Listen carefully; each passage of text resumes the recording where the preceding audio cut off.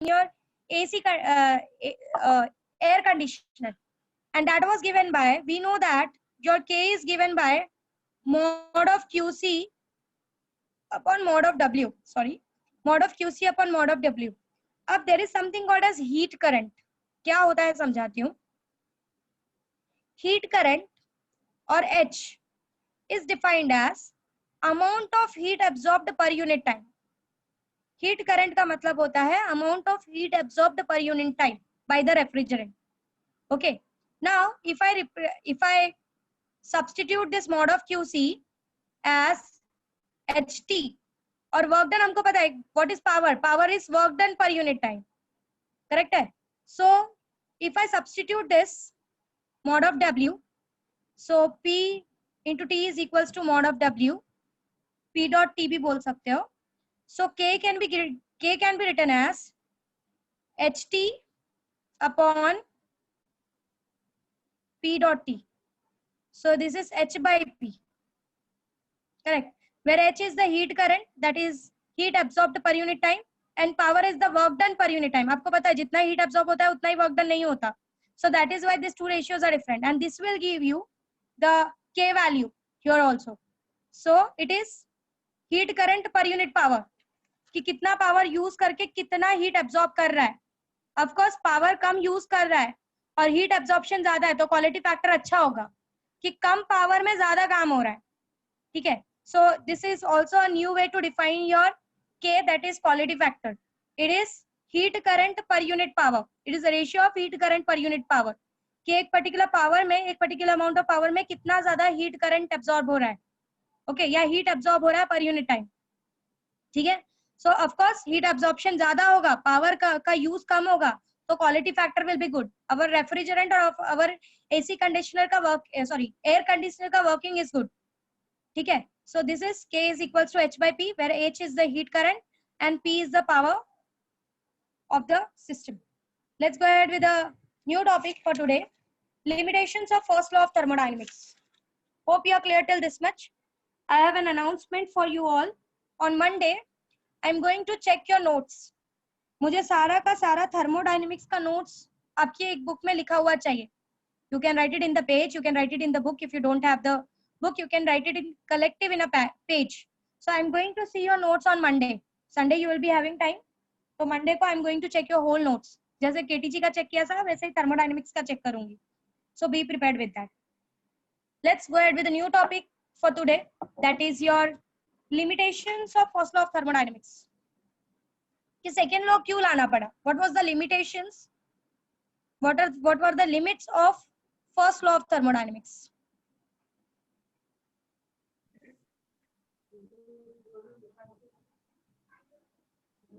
दो limitations थे first law of thermodynamics के, बहुत ही ज्यादा important, जिसकी वजह से हमको second law लाना पड़ा. First law of thermodynamics के हिसाब से जो भी amount of dq आप देते हो, that is equals to du plus dw. Correct. उसमें से कुछ अमाउंट जो होता है, dq का मतलब होता है delta q. You can represent it by q as well. जो भी अमाउंट ऑफ q आप देते हो, that is used for change in internal energy and dw. First law of thermodynamics ने ये बोला कि अगर आप किसी तरीके से du को मेंटेन करो तो आप सारा का सारा dq किसके लिए, अगर आप टेम्परेचर को मेंटेन करो तो आप सारा का सारा हीट जो भी दे रहे हो वो पूरा का पूरा वर्क डन में कन्वर्ट कर सकते हो. ये बात फर्स्ट लॉ ऑफ थर्मोडायनेमिक्स ने बोली, विच इज नॉट पॉसिबल. अभी हमने ऊपर हीट इंजिन्स में देखा कि जितना अमाउंट ऑफ हीट आप देते हो सारा का सारा वर्क डन में कन्वर्ट नहीं होता. So this condition is not possible. इसकी वजह से सेकेंड लॉ पे जाना पड़ा. सेकेंड लॉ ने ये बताया कि कभी भी जब आप पूरा का पूरा अमाउंट ऑफ हीट देते हो, एक पर्टिकुलर अमाउंट ऑफ हीट देते हो, पूरा का पूरा आप वर्क डन में कन्वर्ट नहीं कर सकते. ठीक है. So this was the first limitation of your first law of thermodynamics, जिसने कभी एफिशिएंसी के बारे में कुछ भी डिस्कस नहीं किया. उसने सीधा ये बोला कि अगर आप चाहो तो आप पूरा का पूरा क्यू के अमाउंट को वर्क डन में कन्वर्ट कर सकते हो, but practically this is not possible even in the ideal condition. अगर आप आइडियल कंडीशन में भी जाके काम करो, जो कि हम आगे करेंगे कार्नोट इंजन में, तो भी that is not possible. There is no possibility that you can convert the whole amount of heat into work done. This was the first limitation of your first law of thermodynamics. Second limitation क्या है? Second limitation ये बोलता है कि यहाँ पर कहीं पर भी ऐसा कुछ भी डिस्कस नहीं किया है कि हीट कहाँ से कहाँ फ्लो होगा। मतलब यहाँ पर फर्स्ट लॉ ऑफ थर्मोडायनेमिक्स में कभी भी ये स्टेटमेंट नहीं बताया गया कि क्या हीट लोअर लेवल से हायर लेवल पे जा सकता है क्या खुद से, या हायर लेवल से लोअर लेवल पे जा सकता है। उसने कभी प्रैक्टिकल एजम्पशन पे बात ही नहीं की। मतलब अगर वो यहाँ पे डीक्यू का अमाउंट बोल भी रहा है तो ये प्रोसेस स्टार्ट कब होगा? ये प्रोसेस तब स्टार्ट होगा जब heat will flow from higher temperature to lower temperature. But उसका डिस्कशन यहाँ पर कहीं पर भी नहीं किया गया। सिर्फ ये बोला गया कि amount of heat is given. अरे amount of heat is given तो अमाउंट ऑफ हीट कहाँ से दिया जा रहा है? इज इट पॉसिबल कि amount of heat can be given from lower temperature to higher temperature? तो ये सारे प्रैक्टिकल असम्पशंस उसने नहीं किए, क्योंकि ये जो चीज है ये कब शुरू होगी? जब there will be a temperature difference, when heat will flow from higher temperature to lower temperature, जो कि प्रैक्टिकल पॉसिबल है। बट इस लॉ ने ऐसा कुछ भी नहीं बताया। इस लॉ में ऐसा कोई भी डिफिनेशन नहीं दिया कि heat should go from higher temperature to lower temperature. So second problem यही हुआ इस लॉ का कि इसने कभी नहीं बताया कि हीट कहाँ से कहाँ जाना चाहिए और एक्चुअली में प्रोसेस शुरू कब होगा। क्योंकि उसको जब उसने ये चीज समझाई कि डीक्यू इज गिवन तो उसको पहले ही बोलना चाहिए था कि डीक्यू का ट्रांसफर तभी पॉसिबल है प्रैक्टिकली जब इट गोज फ्रॉम, अगर वो खुद से कर रहा है तो when it goes from higher temperature to lower temperature. अगर आप लोअर से हायर पे लेके जा रहे हो तो आपको वर्क डन करना पड़ेगा। ये एक्सप्लेनेशन फर्स्ट लॉ ने नहीं दिया, इसीलिए हमको सेकेंड लॉ लाना पड़ा। Okay, so there are two limitations for your first law. पहली बात ये कि उसके अकॉर्डिंग अगर हम किसी तरीके से डीयू को मेंटेन करें, अगर हम डीयू को मेंटेन करें, यू कांस्टेंट कैसे कर सकते हो? By maintaining the temperature. Okay, so ऐसा बोला गया कि अगर हम डीयू को मेंटेन करें बाय मेंटेनिंग द टेम्परेचर तो आपका जितना भी अमाउंट ऑफ क्यू आप देते हो पूरा का पूरा अमाउंट वर्क डन में आप यूज कर सकते हो। बट ये चीज पॉसिबल रियल लाइफ में नहीं है। अगर आप एक पर्टिकुलर अमाउंट ऑफ क्यू दे रहे हो तो ऑफकोर्स उसमें से कुछ ना कुछ अमाउंट वेस्ट होना ही होना है। There will be change in the internal energy, certain amount will be always wasted, जो कि फर्स्ट लॉ ऑफ थर्मोडायनेमिक्स ने नहीं बताया। सेकेंड ये नहीं बताया उसने कि जब आप बोल रहे हो कि हीट इज गिवन या प्रोसेस शुरू हो रहा है, तो प्रोसेस शुरू होने के लिए अगर वो प्रोसेस खुद से शुरू हो रहा है तो हीट हमेशा हायर लेवल से लोअर लेवल ही जा सकता है, खुद से लोअर लेवल से हायर लेवल नहीं जा सकता। इसके बारे में फर्स्ट लॉ ने कुछ भी नहीं समझाया, सीधा फर्स्ट लॉ इसी कंक्लूजन पे आ गया। सो इसीलिए सेकेंड लॉ ऑफ थर्मोडायनेमिक्स को लाना पड़ा। और सेकेंड लॉ ऑफ थर्मोडायनेमिक्स ने क्या समझाया? हाँ ओम बोलो। मैम क्या नहीं समझा, मैं एक्चुअली सुना नहीं, थोड़ा सा ये नेटवर्क का इशू हो गया था, लेट ज्वाइन हुआ मैम। कोई बात नहीं, मैं वापस जब रिवाइज करूंगी यू विल लिसन इट। अभी फिलहाल जो आगे प्रोसीड कर रही हूँ वो सुनते जाओ। ये दोनों चीजें क्लियर हुई बाकी सबको कि what were the limitations. First limitation was, उसने क्या बोला, जितना भी क्यू है पूरा का पूरा वर्क डन में कन्वर्ट हो सकता है if you maintain DU, but practically this is not possible, ये हो ही नहीं सकता। ठीक है। दूसरा लिमिटेशन ये कि कभी उसने ये नहीं बताया कि प्रोसेस स्टार्ट होने से पहले आपका टेम्परेचर डिफरेंस होना जरूरी है और हीट हमेशा हाई टेम्परेचर से लो टेम्परेचर पे जाएगा। उसने ऐसा कोई डिस्कशन कभी किया ही नहीं। उसने सीधा एक ही बात बोला, dQ amount is given, this much amount is used for internal energy and this much amount is used for work done. उसने कभी नहीं बोला कि heat is flowing from higher temperature to lower temperature. अगर सिर्फ उसके बारे में पढ़ा जाए तो ये भी अज्यूम किया जा सकता है कि heat can go from lower temperature to higher temperature, which is not possible. इसीलिए जब उसने ये चीज, it does not explain the direction of heat flow, the direction of heat flow, उसने कभी कुछ इस चीज के बारे में डिस्कस नहीं किया। So this are the two limitations for your first law of thermodynamics, जिसकी वजह से सेकेंड लॉ लाना पड़ा। And what was the explanation of second law of thermodynamics वो समझते हैं, जो कि हम ऑलरेडी हीट इंजन और रेफ्रिजरेटर में पढ़ चुके हैं। सेकेंड लॉ ऑफ थर्मोडायनेमिक्स का फर्स्ट स्टेटमेंट जो दिया गया, the first statement that was given by the second law of thermodynamics, it was given by Kelvin and Planck.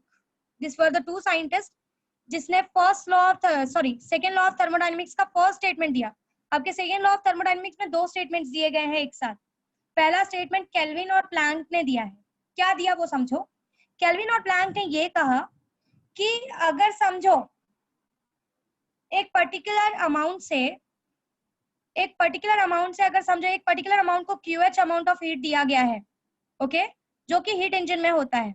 एक पर्टिकुलर वर्किंग सब्सटेंस ने QH amount of heat absorb किया है, तो वो क्या करेगा, उसमें से कुछ अमाउंट वर्क डन के लिए यूज करेगा और कुछ अमाउंट जो होगा QC that will be given to the cold sink. मतलब कभी भी पूरा का पूरा अमाउंट जो है वो वर्क डन में कन्वर्ट नहीं होगा। यही चीज, यही एफिशिएंसी के बारे में केल्विन प्लैंक ने अपने फर्स्ट स्टेटमेंट में समझाया कि whenever a working substance absorb QH amount, अगर आप किसी को QH अमाउंट दे रहे हो तो वो पूरा का पूरा QH अमाउंट वर्क डन में कन्वर्ट नहीं हो सकता, उसमें से ऑलवेज कुछ अमाउंट जो है, या first limitation of first law, इस चीज को उसने दूर किया है। सो उसमें से कुछ अमाउंट हमेशा QC के लिए, दैट इज कोल्ड सिंक के लिए वेस्ट होना ही होना है। कभी भी आप 100% एफिशिएंट इंजन नहीं बना सकते। सिंस इसका जो एक्सप्लेनेशन है उन्होंने हीट इंजन के हेल्प से किया था, इसीलिए ये फर्स्ट स्टेटमेंट को इंजन लॉ भी बोला जाता है। This statement is also known as engine law. QC क्या है? ओम। It is amount of heat being rejected to the cold reservoir. Heat engine पढ़ के नहीं आया ओम। सो QH में से some amount will be used for work done and some amount will be rejected to the cold reservoir. पूरा का पूरा efficiency नहीं हो सकता कि QH पूरा वर्क डन के लिए यूज हो सके। सो सिंस ये चीज उन्होंने हीट इंजन के हेल्प से समझाई, इसीलिए इसको इंजन लॉ भी बोला जाता है। This is also known as engine law और engine statement. This first statement is also known as engine law and engine statement.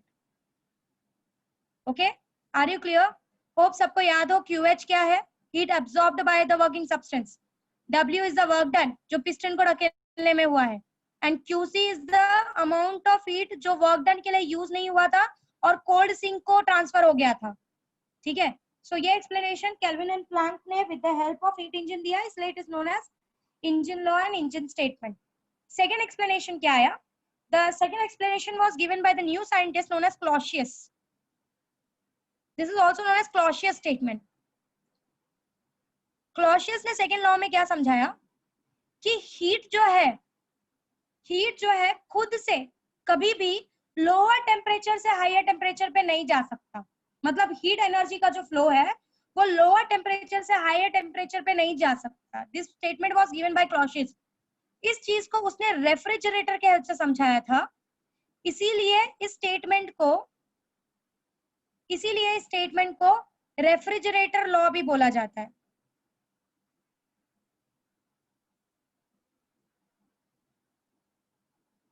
ठीक है, रेफ्रिजरेटर लॉ भी बोला जाता है। So these were the two laws explained by this was the second law of thermodynamics जो दो लोगों ने मिलके समझा, एक तो केल्विन प्लैंक ने और दूसरा क्लॉसियस ने। केल्विन प्लैंक ने हीट इंजन के हेल्प से ये समझाया कि QH अमाउंट में से कुछ अमाउंट वर्क डन के लिए होगा और कुछ अमाउंट, बताती हूँ आयुष, कुछ अमाउंट वर्क डन के लिए होगा और कुछ अमाउंट जो है वो QC that is cold sink को जाएगा। पूरा का पूरा अमाउंट वर्क डन में कन्वर्ट नहीं हो सकता। क्लॉसियस ने ये बताया कि कभी भी हीट खुद से कोल्डर बॉडी से वार्मर बॉडी पे नहीं जा सकता। मतलब वो खुद के ऊपर काम करके कोल्ड बॉडी से हॉट बॉडी पे नहीं जा सकता। अगर आपको उसको cold body to hot body भेजना है तो आपको उसके ऊपर काम करना पड़ेगा। It can never flow from colder body to hotter body. This explanation was given by the Clausius and this he explained with the help of a refrigerator कि जब उसको हीट को कोल्ड बॉडी से कोल्ड रीजन से hot region में फेंकना था तो उसको काम करना पड़ा। तो उसने ये चीज किस चीज से एक्सप्लेनेशन से समझाई? रेफ्रिजरेटर से।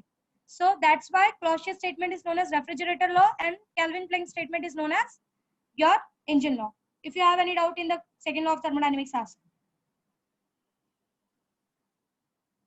Should I go ahead? आपको ये क्वेश्चंस बहुत इंपॉर्टेंट है। They will say you write down second law of thermodynamics Kelvin Planck statement. तो आपको हीट इंजन समझाना है। If they explain Clausius statement then आपको रेफ्रिजरेटर समझाना है। मैं ऑलरेडी बहुत बार रिपीट कर चुकी हूं, I am not going to repeat. I have repeated it for 3 to 4 times. I don't think so it requires more repetition now.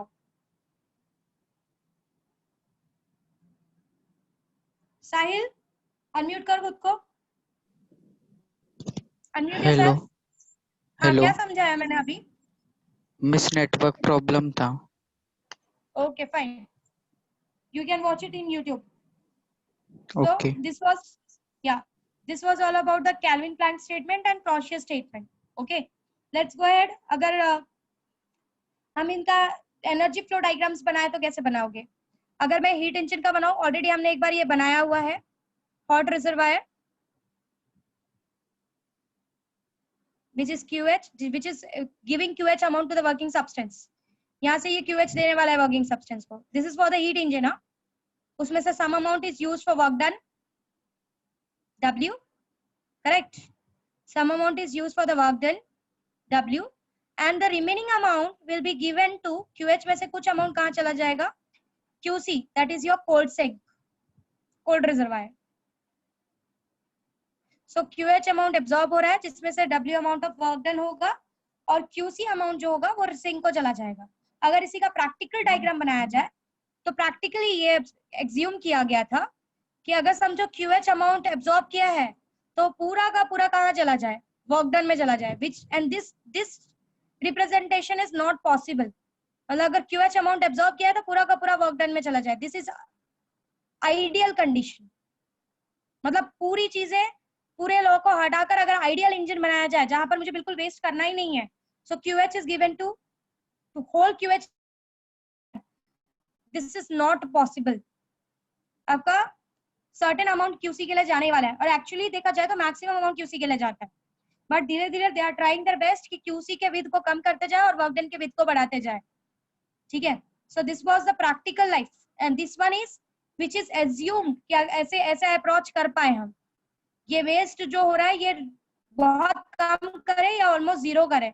So this approach अभी तक तो it is not possible and I think in future also बहुत से ऐसे ideal engine बनाए गए हैं जिसके बारे में टुडे वहां पर भी ये अप्रोच नहीं पहुंचे हैं. This approach we have not reached.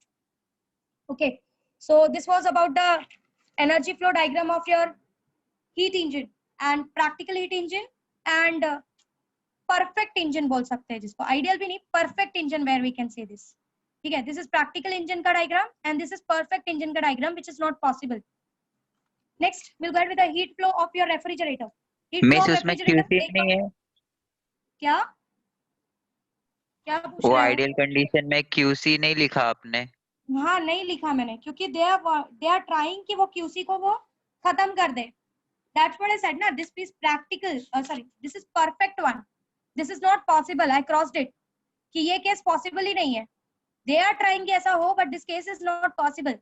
Listen to my each and every word very perfectly. हाँ, कि मैं जब कुछ ड्रॉ कर रही हूँ तो मैंने ये बोला कई बार कि this case is not possible. मैंने क्रॉस मार्क भी डाला कि this is perfect engine. ये बन ही नहीं सकता. Okay. Always certain amount is going to be wasted. Let's go ahead with the energy flow diagram of your refrigerator. Already एक diagram आप देख चुके हो जो प्रैक्टिकल लाइफ में होता है. करेक्ट. प्रैक्टिकल लाइफ में कैसा होता है? कोल्ड से QC अमाउंट एब्जॉर्ब किया है, वो QC अमाउंट यहाँ से जाने वाला है ऊपर और सर्टेन अमाउंट ऑफ हीट कहाँ से मिलने वाला है? वर्क डन से. एंड टोटल इन दोनों को मिलाकर QH will go to the hot reservoir. Correct. यहाँ से QC जाएगा, वर्क डन से जो हीट निकलेगा वो जाएगा और वो दोनों हीट मिलकर QH अमाउंट जो है वो सराउंडिंग को रिलीज होने वाला है, रिजेक्ट होने वाला है. QC ये आपके फ्रिज के अंदर एब्जॉर्ब हुआ है. वर्क डन ये कंप्रेसर वाला हीट है. ये दोनों हीट मिलकर QH बनेगा और बाहर रिलीज होगा. This was your actual diagram for refrigerator. Practical energy flow diagram for your refrigerator. Okay. अब परफेक्ट रेफ्रिजरेटर बनाते समय क्या किया जाता है? ऑफ कोर्स परफेक्ट रेफ्रिजरेटर बनाते समय ये बोला जा रहा है कि कुछ भी काम करना ही नहीं पड़ रहा है हीट को कोल्ड रीजन से हॉट रीजन में भेजने के लिए. मतलब वो खुद से हो रहा है. There is no work done. This is again not possible. सीधा QC अमाउंट ही जा रहा है और यहाँ से QH अमाउंट, यही QC अमाउंट QH अमाउंट में रिलीज हो रहा है, दैट इज हॉट एनवायरमेंट में रिलीज हो रहा है. There is no work done. यहाँ पर देखो practically there is work done. काम करना पड़ेगा इसको ऊपर भेजने के लिए. उस काम में भी हीट प्रोड्यूस होगा और एक्चुअली वो काम करते समय और ज्यादा हीट प्रोड्यूस होता है. करेक्ट. बट यहाँ पर this perfect refrigerator is showing कि आपको कोई काम की जरूरत ही नहीं है. हीट अपने आप ही कोल्ड रीजन से हॉट रीजन में जा रहा है. But this is practically this is not possible. This is perfect refrigerator.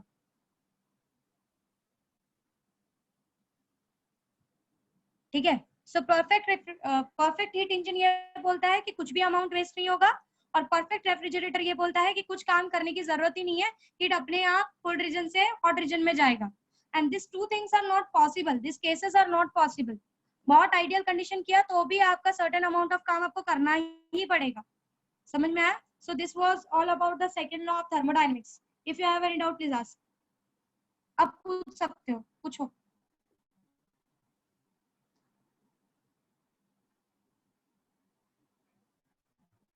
वो प्रैक्टिकल वाला प्रैक्टिकली पॉसिबल होगा ना, ये पॉसिबल नहीं है तो यही पॉसिबल होगा ना मयूरेश।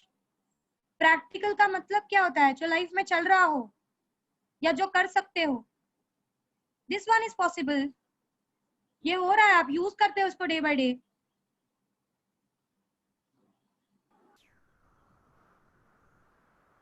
कोई डाउट नहीं है? Should I go ahead?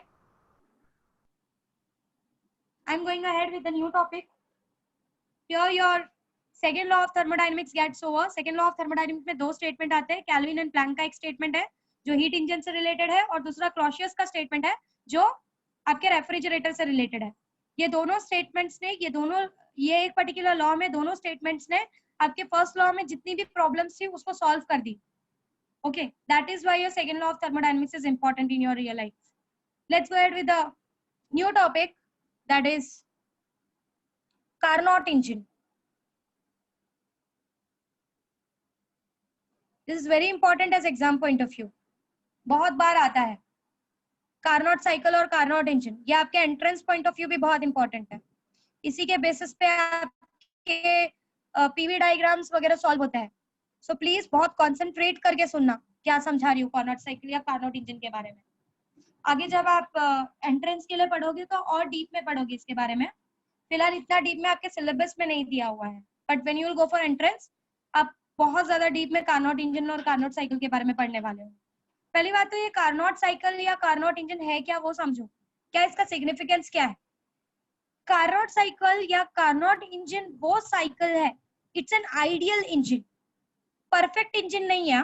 Perfect engine का मतलब होता है work done is 100%, efficiency is 100%। Perfect engine नहीं है ये आइडियल इंजन है। आइडियल इंजन मतलब सारी जितनी भी प्रॉब्लम्स हो रही थी उनको साइड करके बनाया हुआ इंजन।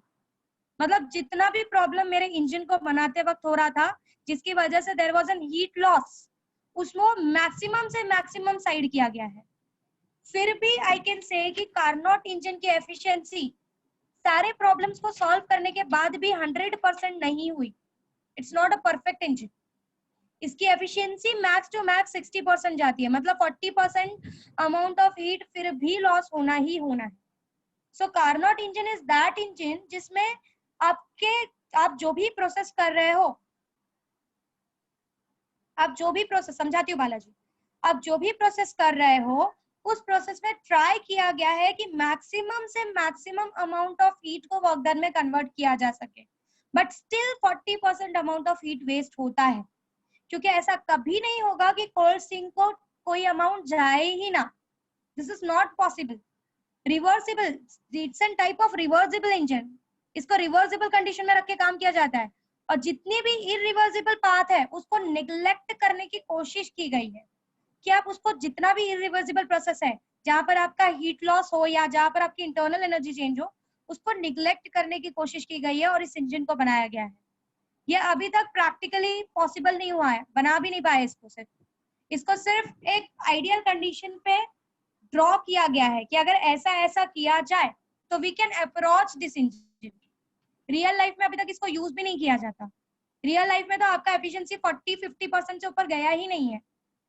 तो ये 60% का ये जो है ना, ये भी अभी तक सिर्फ पेपर पे ही रुका हुआ है कि अगर मैं ऐसे ऐसे करूं तो मैं कुछ जो वेस्टेज हो रहा है उसको मैं रिड्यूस कर सकता हूँ और एफिशिएंसी को 10 से 20% से बढ़ा सकता हूँ, पर 100% तक नहीं लेके जा सकता।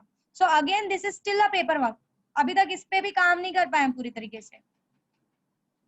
कहाँ यूज होता है, कहाँ यूज होता है मतलब they are trying their best कि हम अपनी एफिशिएंसी बढ़ाएं, तो ये अभी तक सिर्फ पेपर पे ही पॉसिबल हो पाया है, रियल लाइफ में इसका यूज भी नहीं किया जाता। ओके, तो this is all the trial to increase your efficiency. So Carnot engine is that engine जहां पर बहुत सारे इरिवर्सिबल पार्ट्स को निग्लेक्ट करके उसकी एफिशिएंसी को बढ़ाने की कोशिश की गई है, और बढ़ा करके भी उसकी एफिशिएंसी अभी तक 100% नहीं पहुंची है। इमेजिनेशन है नहीं बोल सकते, पेपर वर्क पे theoretically it have been proved, but अभी तक जो कंडीशन इसको भी पाने के लिए चाहिए वो कंडीशन को हम प्रैक्टिकल लाइफ में पूरी तरीके से अप्रोच नहीं कर पाए। We are trying our best, ऐसा सिचुएशन है। इमेजिनेशन ऐसा नहीं बोल सकते। See always remember your science starts with imagination. जब तक कुछ सोचोगे नहीं तो काम कैसे करोगे? सो दे आर ट्राइंग कि जो जो कंडीशन इसमें निग्लेक्ट की जा रही है वो कंडीशन रियल लाइफ में कैसे निग्लेक्ट की जाए। Okay, so let's go ahead with the Carnot cycle और कार्नोट इंजन क्या है। सबसे पहली बात, एज आई सेड कि इसको रिवर्सिबल प्रोसेस पे काम करवाया जा रहा है, सो दैट जो भी छोटे छोटे प्लेसेस में इरिवर्सिबल प्रोसेस हो रहा है उसको हम ज्यादा से ज्यादा निग्लेक्ट करें कि क्या हो सके, maximum amount of work done हम कर सके। ठीक है, of course it is N hypothetical ideal engine. Hypothetical मतलब अभी तक सिर्फ पेपर वर्क हुआ है, प्रैक्टिकल लाइफ में अभी तक इसका यूज नहीं आ पाया है, मतलब हम इस अप्रोच तक भी अभी तक नहीं पहुंचे हैं। ठीक है, नाउ इसमें क्या क्या प्रोसेसेस यूज किए जाते हैं जरा ध्यान से देखो। आपका जो कार्नोट इंजन होता है उसमें मोस्टली दो प्रोसेसेस यूज किए जाते हैं कोई भी साइकिल करते समय। पहला प्रोसेस जो होता है इट्स एन आइसोथर्मल। इसमें दो प्रोसेस का यूज किया गया है पूरा इंजन को काम करवाने के लिए। एक तो isothermal process, that is temperature को किसी तरीके से कांस्टेंट रखा गया है, और दूसरा process is your adiabatic process. ये दो प्रोसेसेस का यूज करके अगर आप इंजन को काम करवाओ, that is isothermal process and adiabatic process, तो आपका जो इंजन है वो कुछ बहुत कार्नोट जैसा वर्क करेगा। अभी तक कार्नोट को अप्रोच भी नहीं कर पाए। सो आपका जो कार्नोट साइकिल होता है या कार्नोट इंजन होता है वो सिर्फ दो ही प्रोसेसेस पे, पूरा सिस्टम सिर्फ दो ही प्रोसेस पे काम करता है, या तो आइसोथर्मल प्रोसेस या तो एडियाबेटिक प्रोसेस, और ये अल्टरनेट होता है। एक बार आइसोथर्मल होगा, फिर एडियाबेटिक होगा, फिर आइसोथर्मल होगा, फिर एडियाबेटिक होगा। इस वे में पूरा साइकिल कंटिन्यू करेगा। मतलब आपका कार्नोट इंजन दो ही प्रोसेस पे काम करेगा, एक तो आइसोथर्मल प्रोसेस, दूसरा adiabatic process. It's an hypothetical process till now, hypothetical engine है, अभी तक इसको अप्रोचमेंट नहीं हुआ है, but we are trying our best कि हम लोग कार्नोट को अप्रोच कर सके। Okay, let's go with the PV diagram, तो ज्यादा अच्छे से समझेगा कि पीवी डायग्राम में एग्जैक्टली है क्या। Can you see the PV diagram of Carnot engine? दिख रहा है सबको PV diagram? This is the Carnot engine का पीवी डायग्राम। थोड़ा मेसी लग रहा है पर ध्यान से समझोगे तो समझ जाएगा कि एग्जैक्टली क्या हो रहा है। ठीक है, let's go ahead with the process.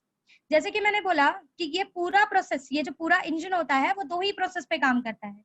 एक होता है आइसोथर्मल कंडीशन और दूसरा होता है एडियाबेटिक कंडीशन। इन्हीं दोनों पे काम ही करेगा, बाकी कोई प्रोसेस का वो यूज नहीं करता।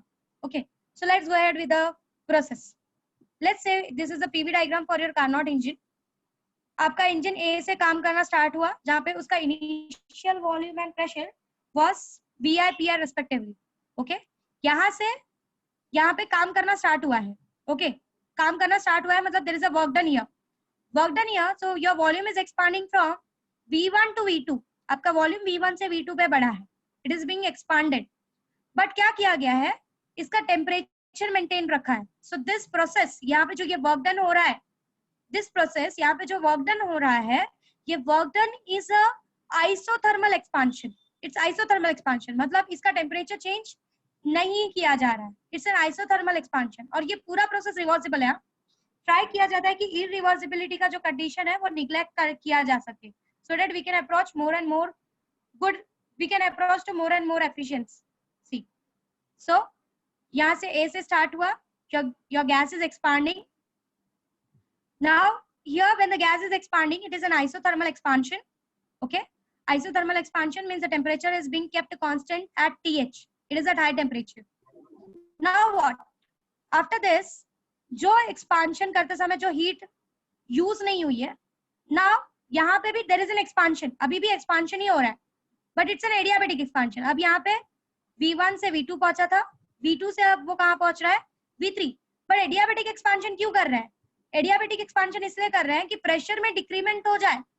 आपका जो गैस का प्रेशर बढ़ा हुआ था वो प्रेशर डिक्रीज हो जाए, बट वॉल्यूम में बहुत बड़ा चेंजेस नहीं आना चाहिए। अब यहाँ पर ऐसा क्यों किया जा रहा है इसलिए किया जा रहा है कि जब वॉल्यूम में आपका जब प्रेशर रिड्यूस किया जा रहा है, when the pressure is being reduced, तो आपका जो सिस्टम है वो अपनी एनर्जी को लॉस ना करे, क्योंकि यहाँ पे already what they have done, काम करने के लिए उन्होंने जो हीट उसने एब्जॉर्ब किया था वो यूज कर चुका है जितना उसको काम करना है।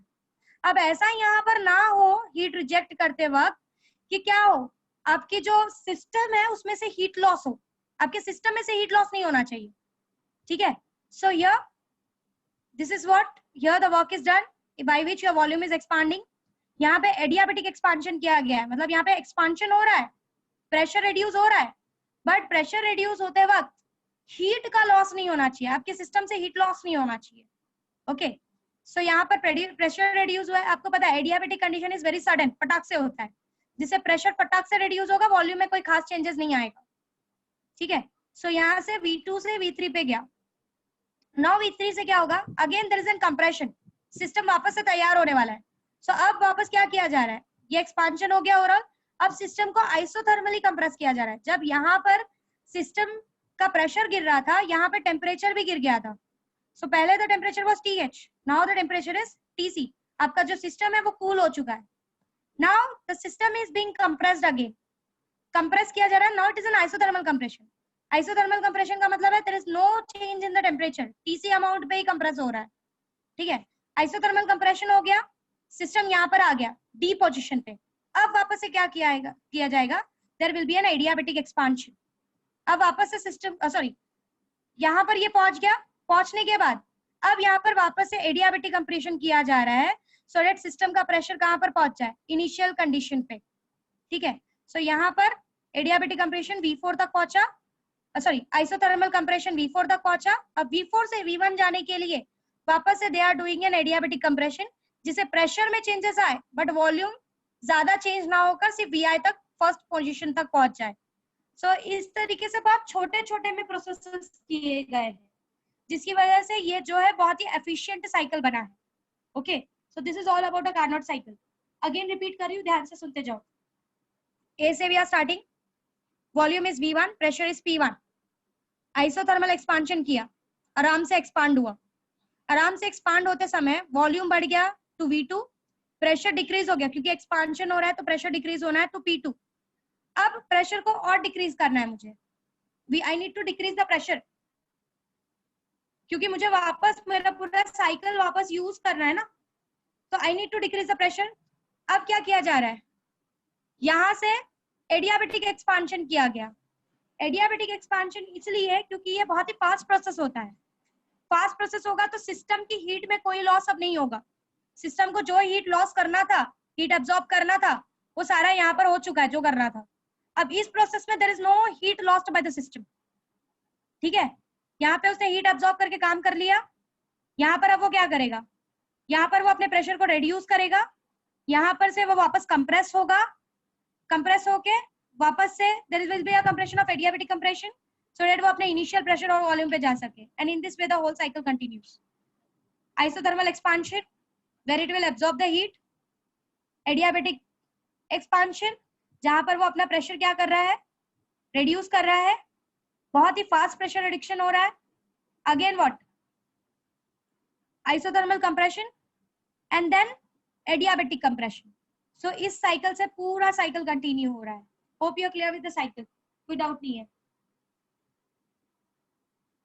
Here heat is being absorbed at isothermal compression, heat is being rejected.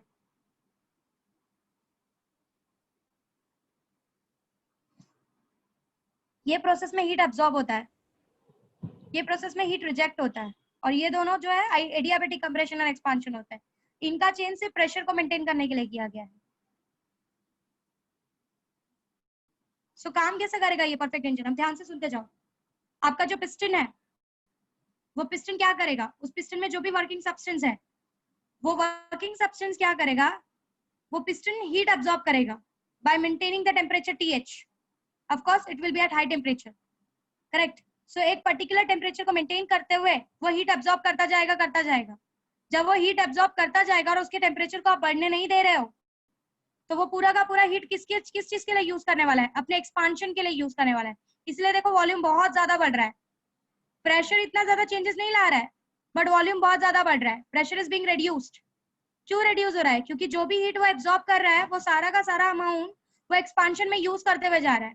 तो इनिशियली जब उसका बहुत हाई टेम्परेचर था, उस हाई टेम्परेचर पे प्रेशर भी उसका बहुत ज्यादा था, बट जब उसने अपना टेम्परेचर को मेंटेन किया तो उसने अपना प्रेशर और जो भी हीट वो एब्जॉर्ब कर रहा है वो सारे हीट को उसने एक्सपांशन के लिए यूज कर लिया, जिसकी वजह से प्रेशर रिड्यूस हो गया और temperature we are trying to maintain.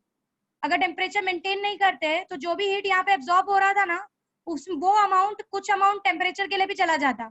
हम सारा हीट को काम नहीं करवा पाते, इसीलिए टेम्परेचर को मेंटेन किया गया फर्स्ट साइकिल में, आइसोथर्मल एक्सपांशन में. सो यहाँ पर pressure is being reduced, temperature is being maintained, hence it is an isothermal expansion and it is absorbing the heat to do the work. काम करवाया जा रहा है हीट से. यहाँ पर पहुंचा. अब यहाँ पर एक बार वो एक्सपांड हो चुका है, अब उसको अपना प्रेशर को रिड्यूस करना है कि वो वापस पुराने पीछे साइकिल के लिए काम यूज कर सके अपने आप को. तो यहाँ पर उसके प्रेशर को रिड्यूस किया जा रहा है और ज्यादा. प्रेशर को रिड्यूस करने के लिए एक सडन साइकिल चाहिए, जिससे यहाँ पर उन्होंने एडियाबेटिक एक्सपांशन का यूज किया है कि जो भी चेंज हो वो सडन हो. सडन हो इसका मतलब ये है कि जो भी हीट यहाँ पे एब्जॉर्ब हुआ है वो वेस्ट नहीं होना चाहिए यहाँ पे. तो ये सडन चेंज करके क्या किया गया है, प्रेशर को रिड्यूस किया गया है, so that in this process there is no heat loss. It's an adiabatic expansion. तो वॉल्यूम बहुत ज्यादा चेंजेस नहीं लाएगा बट प्रेशर बहुत ज्यादा रिड्यूस हो जाएगा. अब प्रेशर एकदम रिड्यूस हो गया, प्रेशर रिड्यूस हो गया. अब तुम क्या करोगे, अब उस सिस्टम को तुम कंप्रेस करना स्टार्ट करोगे. जब तुम उसको कंप्रेस करोगे, जब तुम उसको दबाओगे, तो जो भी हीट उसने यहाँ पे एब्जॉर्ब किया था वो सारी हीट को वो बाहर रिजेक्ट कर देगा, रिलीज करेगा. ठीक है, और उसके वॉल्यूम को कम करते जाओगे, वापस पिस्टन को नीचे की तरफ ढकेल रहे हो. तो अब एक लेवल तक आने के बाद ऑन एन अप्रोच वो अपने पोजीशन पे पहुंचा है बट इनिशियल पे नहीं आया. अब मुझे क्या करना है, उसका प्रेशर पहले वाले जितना बढ़ाना है, बट वॉल्यूम में मुझे खास चेंजेस मैं अब नहीं कर सकती. तो ये प्रोसेस कब पॉसिबल है, जब मैं एडियाबेटिक एक्सपांशन करूं कि अब और ज्यादा हीट लॉस भी ना हो, और ज्यादा हीट लॉस भी ना हो और मेरा प्रेशर जो है वो बढ़ जाए. तो यहाँ पे मैं एडियाबेटिक कंप्रेशन करूंगी, जिससे मेरा हीट लॉस भी नहीं होगा अब सिस्टम से, और वापस से मेरा जो प्रेशर और वॉल्यूम है वो कहाँ पर पहुंच जाएगा, इनिशियल कंडीशन पे. So that is why this condition is an ideal condition, क्योंकि ये प्रोसेस आप अचीव कर पाना is not that possible. So this is all about the Carnot PV diagram.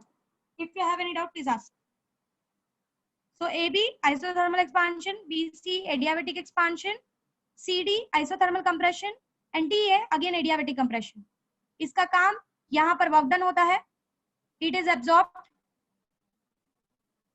यहाँ पे adiabatic expansion होता है so that pressure decrease हो जाए but volume में कोई खास changes ना आए, heat loss ना हो. अब यहाँ पे isothermal compression, temperature को constant TC अमाउंट पे रख के उसको कंप्रेस किया जाता है. कंप्रेस करने की वजह से जो भी हीट है, सिंस आप टेम्परेचर मेंटेन कर रहे हो, तो जो भी हीट है उसको टेम्परेचर के साथ कुछ करने ही नहीं मिल रहा है, तो कंप्रेस हो रहा है तो वो हीट बाहर निकाल देगा.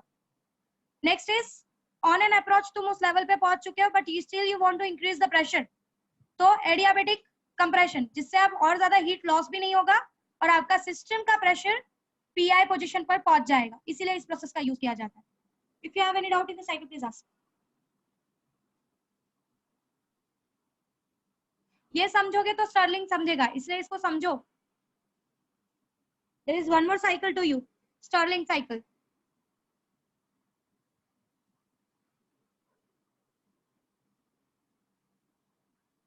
कोई डाउट नहीं है पीवी डायग्राम में? Everyone is clear? Isothermal expansion, adiabatic expansion, isothermal compression, adiabatic compression. Graph ध्यान से देख सकते हो, ये स्ट्रिप चेंज हुआ है, ये आराम से चेंज हो रहा है. It's a slow process. ये फटाक से चेंज करवाया जा रहा है कि यहाँ पर ज्यादा हीट लॉस ना हो. जो हीट का एक्सचेंज है सिर्फ यही दो सिस्टम में किया जाता है ज्यादा करके. यहाँ पे हीट एब्जॉर्ब होता है काम करने के लिए, यहाँ पे हीट रिजेक्ट करवाया जाता है काम करके, कंप्रेस करके. बाकी इन दोनों प्रोसेस में there is no heat loss, there is only change in the pressure and volume.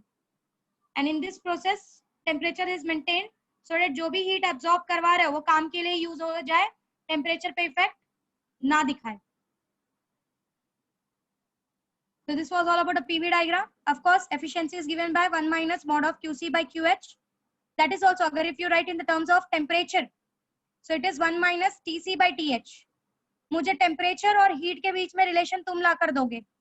I want the relation between temperature and heat. मैंने यहाँ पे proof नहीं किया है. Give me the relation between temperature and heat. कहाँ से दोगे? Specific heat के help से दोगे. So now it's your work to calculate the temperature and Q का relation. तुम निकालोगे. So eta is equals to 1 minus mod of QC upon mod of QH. QC is the amount of heat being rejected. QH is the amount of heat being absorbed. Is equals to 1 minus TC by TH.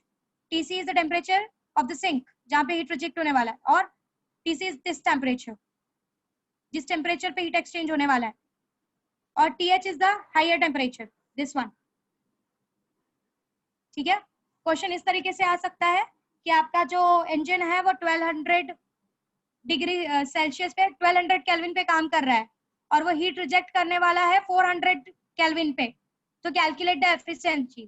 तो it is simply 1200, TH is your 1200 और heat reject कहाँ पे होने वाला है? It's your what we can say 400 पे. सो 400 by 1200, 1 minus 400 by 1200, you'll get the efficiency.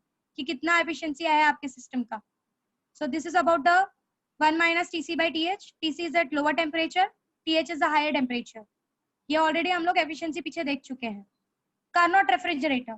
Again जैसे Carnot engine था वैसे ही Carnot refrigerator भी है.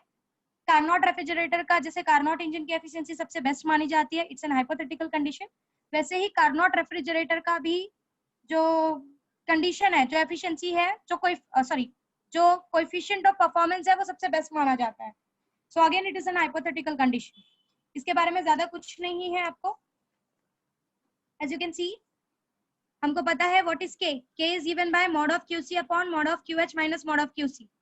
If I divide the whole equation by QH, this will simply becomes mod of QC by QH upon 1 minus mod of QC by mod of QH.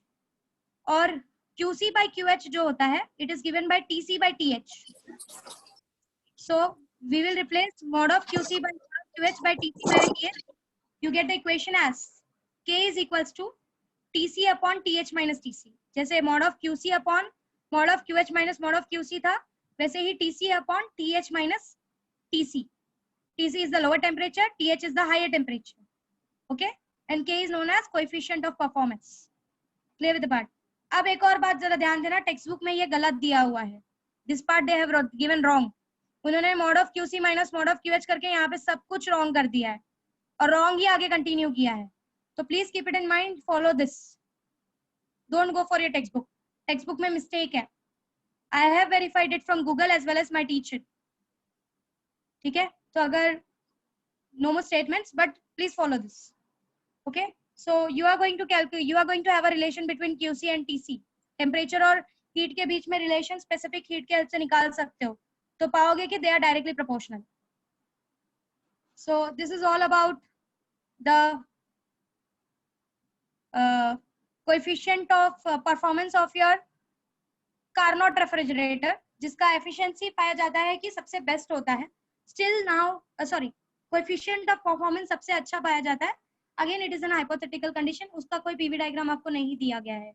See if they have given a name Carnot refrigerant और सीधा उन्होंने ये बोला है कि जैसे Carnot engine का efficiency is best, वैसे ही Carnot refrigerant का efficiency coefficient of performance is best. Okay. Next what? ये relation हमको ये भी बताता है कि जिस तरीके से आपका जो coefficient of performance है वो हीट पे डिपेंड करता है, वैसे ही वो टेम्परेचर डिफरेंस पे भी डिपेंड करता है. अगर आपका TH और TC में डिफरेंस बहुत ज्यादा ना हो, मतलब आपका जो हायर टेम्परेचर हो रहा है, जो आपका वर्क डन हो रहा है और जो हीट आपका एब्जॉर्ब हुआ है, अगर उन दोनों में ज्यादा डिफरेंस ना हो, ये रेशियो कम हो, तो आपका क्वालिटी फैक्टर बढ़ जाता है, क्योंकि वहां पर फिर उसको ज्यादा काम करने की जरूरत नहीं पड़ती. ये वर्क डन को ही रिप्रेजेंट कर रहा है. अगर ध्यान से देखो तो काम अगर ज्यादा करने की जरूरत नहीं पड़ रही है और ज्यादा हीट एब्जॉर्प्शन हो रहा है, सो दैट इज गुड. सो जिसकी वजह से आपका क्वालिटी फैक्टर बढ़ जाता है. So this is what is the part कि ऐसा बोला गया है कि कोएफिशिएंट ऑफ परफॉर्मेंस जैसे हीट एक्सचेंज पे डिपेंड करता है, वैसे टेम्परेचर डिफरेंस पे भी डिपेंड करता है. अगर टेम्परेचर डिफरेंस दोनों का कम हो तो मेरे सिस्टम को ज्यादा काम करने की जरूरत, मेरे सिस्टम के ऊपर ज्यादा काम करने की जरूरत नहीं पड़ती। ओके, ये चीज आपको न्यूटन्स लॉ ऑफ कूलिंग ने भी समझाया है, अगर ध्यान हो थोड़ा बहुत। I am not going to that topic, but अगर टीएच और टीसी में बहुत ज्यादा डिफरेंस ना हो तो काम ज्यादा करने की जरूरत नहीं पड़ेगी, फटाफट फटाफट हीट एक्सचेंज हो जाएगा। This is the part. Okay, so this is all about your, don't relate it to Newton's law of cooling, it is quite different, but this K explains you that Tc by Th minus Tc is, it explains that आपका जो quality factor है वो temperatures पे भी depend करता है। अगर Th minus Tc में डिफरेंस बहुत बड़ा ना हो तो डिनोमिनेटर बहुत छोटा आएगा, और डिनोमिनेटर छोटा आएगा मतलब दिस, ये जो रेशियो का वैल्यू है ये बड़ा आएगा। इट मीन्स कि अगर टेम्परेचर डिफरेंस ना हो ज्यादा, तो टेम्परेचर डिफरेंस ना हो ज्यादा तो हमको ज्यादा काम करने की जरूरत नहीं है, और जब ज्यादा काम करने की जरूरत नहीं है it means it is a good machine, कि उसके ऊपर ज्यादा काम नहीं करना पड़ रहा है, वो अपना काम खुद ही फटाफट कर ले रही है। Okay, so this is all about the coefficient of performance of your Carnot engine and Carnot refrigerator. Okay, एक और बात क्लियर करो, यहाँ से ध्यान से सुनो। ये जो आपका रेफ्रिजरेटर के अंदर जो रेफ्रिजरेंट होता है या जो वर्किंग सब्सटेंस होता है कार्नोट इंजन में, इन दोनों को, आपके वर्किंग सब्सटेंस को in a Carnot engine and in a refrigerant, okay, specially I am talking about a Carnot one, I will not go for the refrigerant of practical life. इन दोनों को, Carnot engine को जो होता है, इसको किसी भी वर्किंग सब्सटेंस से फर्क नहीं पड़ता। Means to your Carnot engine, I am talking about Carnot engine, Carnot engine के दो कंडीशंस पाए गए। एक, पहला, आज तक का सबसे एफिशिएंट इंजन है ये, हाइपोथेटिकल भी सबसे एफिशिएंट इंजन है ये। दूसरा, कि कार्नोट इंजन में आप कोई भी वर्किंग सब्सटेंस यूज करो, अगर वो दोनों सेम टेम्परेचर पे काम कर रहा है तो दोनों की efficiency will be same. Please second statement को बहुत ध्यान से सुनो। सेकंड स्टेटमेंट ये बोलता है कि कार्नोट इंजन में आप कोई भी वर्किंग सब्सटेंस यूज करो, और अगर आप किसी भी दो वर्किंग सब्सटेंस को 200 केल्विन से 300 केल्विन के बीच में काम करवा रहे हो तो दोनों का एफिशिएंसी विल बी सेम, उसको वर्किंग सब्सटेंस से कोई फर्क नहीं पड़ता। ऐसा आपको एमसीक्यू भी आएगा कि if two Carnot engines are taken, in one the working substance is this and in second the working substance is this, and both are working under the same temperature condition, so whose efficiency will be better? So you will say that Carnot engine is the most efficient engine. That is why in both the working substance the efficiency will be same, because in Carnot engine your working substance does not matter. आप कोई भी working substance डालो और same temperature पे काम करवाओ, दोनों की एफिशिएंसी सेम होगी। Are you clear with the things? समझा? कोई डाउट है? कोई डाउट है? लेट्स सी किसको क्या क्या समझा है।